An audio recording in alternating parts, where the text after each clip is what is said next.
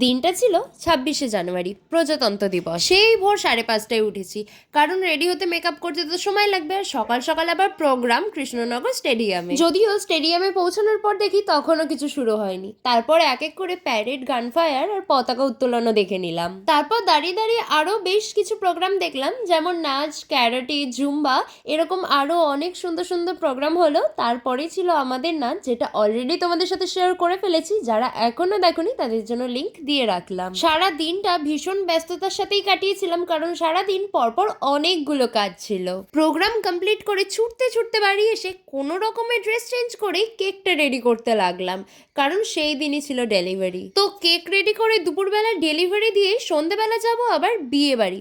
বললাম না, ভীষণ ব্যস্ততার মধ্যে কেটেছে এই দিনটা। তবে তার মধ্যেই ঘটে গেছে আরও একটা টুইস্ট, সেটা থাকছে নেক্সট ভিডিওতে। সাথে থাকছে এই সিজনের আমার প্রথম বিয়েবাড়ি ভ্লগ।